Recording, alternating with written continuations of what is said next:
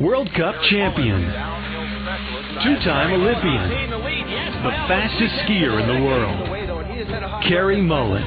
Success on the World Cup ski circuit is long in coming, but last year Mullen began to see his hard work pay off. Thanks everyone for coming out. This was another one of my dreams. By almost 0.3 of a second, the lead is in sight for Canada's Cary. Well, at this point, when I retired, you guys would care. Looking back, was it worth it? All of the blood, sweat, and tears, absolutely worth it all the way. That evening, I was doing video analysis with my coaches, looking at myself come down the mountain, and we noticed some interesting components. I saw when I'd hit a really fast, scary section, I'd be coming down and I'd go like this. I'd hit another really fast, scary section, I'd go like this.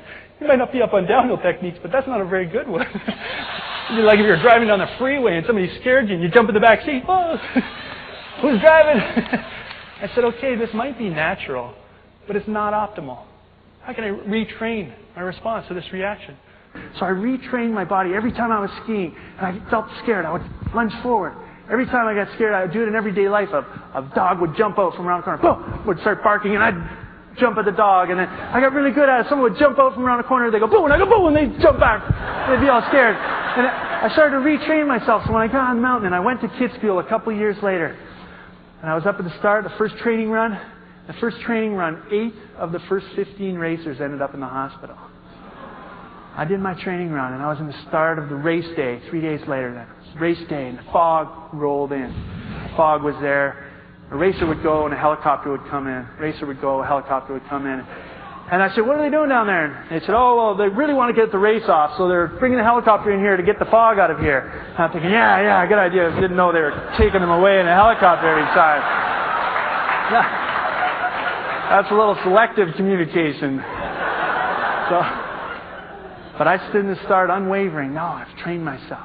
I'm going to overcome this fear. And I stood in the start, and I kicked out of the start, onto the pitch, off the first down, down past the stall hang, and through the net. I came onto the bottom of the Zeal shoes, the fastest part of the course, and I was bouncing and chattering, and I was loving it. I was savoring it. I was going, yeah, give me more. And onto the pitch and down through the compression, I sailed off the finish jump, and I sailed 88 yards, and I landed across the finish line, looked up, and Cary Mullen, I set a speed record of 97 miles an hour.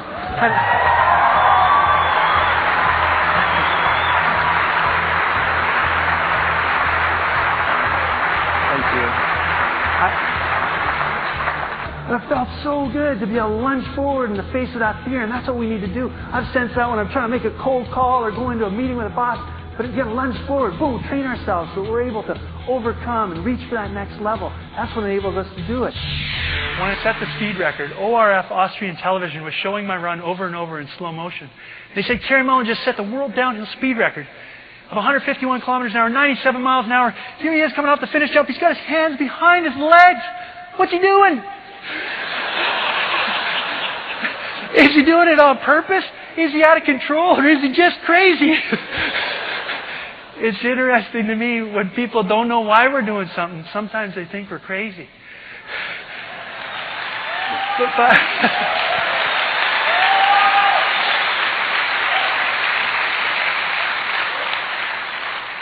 But by measuring beyond what seemed logical, I saw specifically where we can improve. When we see specifically where we can improve, that's what prompts innovation. Helps us go to the next level. It's one thing to say, think outside the box, try it a new way, but I think if we measure, we see specifically where we can improve, that's what prompts that innovation for us. We can come up with new, better solutions, new approaches. Now, you're the pros at what you do. So I'm just encouraged to ask you the question, is there a technique?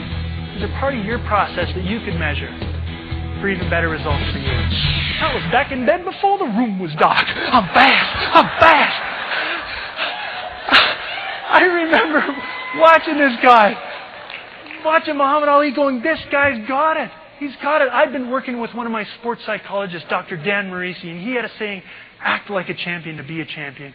And I've been trying to implement it, but it sort of felt funny. Like, I didn't know if it was like fake it till you make it, but when I saw Muhammad, it did click.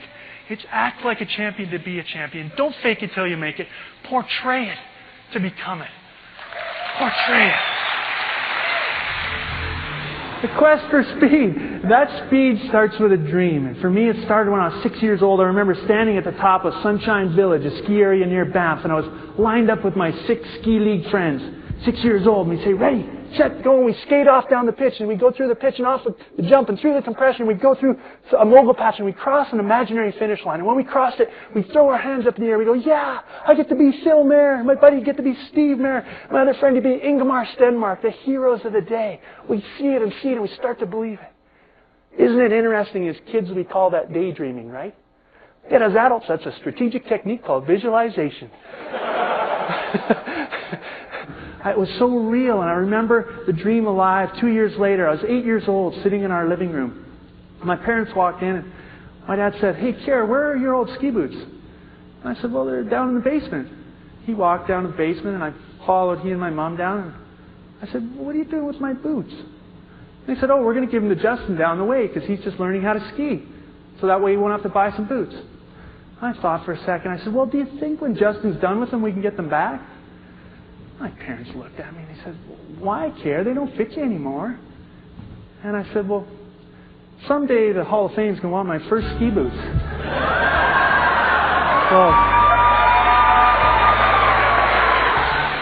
By envisioning that dream together and pursuing it together, we were able to achieve it and have that group dynamic. I couldn't have done it by myself. It was a group victory, and it's something that I know is so tremendous about you as a group coming together to help one another achieve and reach higher heights. I wish you the best of luck this year, reaching new finish lines, reaching new heights.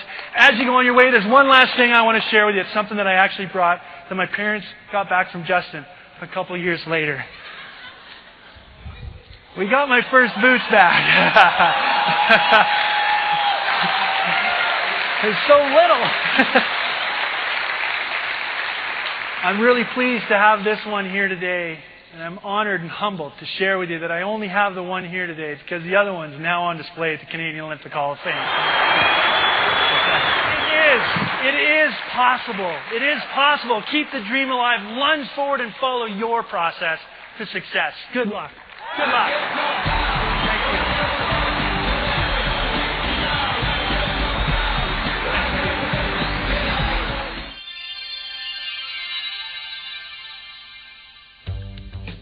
Well, the leadership stance has some great parallels from skiing to business. In the world of ski racing, you're risking your life. You're putting your life on the line, and with that comes a lot of fear, a lot of hesitations. And I was able to consciously overcome those by lunging forward in the face of those hesitations and built a habit of doing that. And that's something that can be paralleled in the business world. We have fast-changing environments where we need to be able to be proactive, make decisions quickly on the turn of a dime to be able to make that decision, move forward. So it's an application that's transferable from sport to business.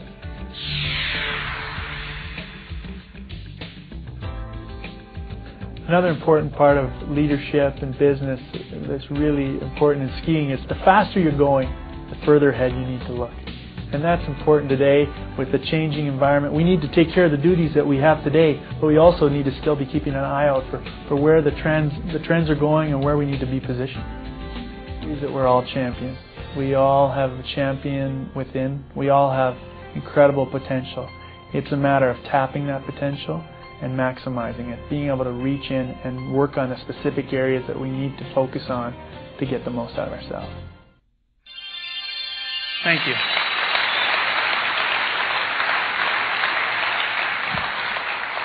Just before I move on, I want to share one more concept with this. If you can see at the back, it says keeping our actions, our thoughts, and our emotions on track as well. I've been talking about actions, but we can have off-track thoughts and emotions too, can't we? I had a phone call from a gentleman who was excited, took one of our seminar series, and he said, Cary, I had to phone you because I put that card on my computer monitor, and every incoming and outgoing email, and every incoming and outgoing phone call, and every person who walked in my office, I asked that question, is this on track or off track?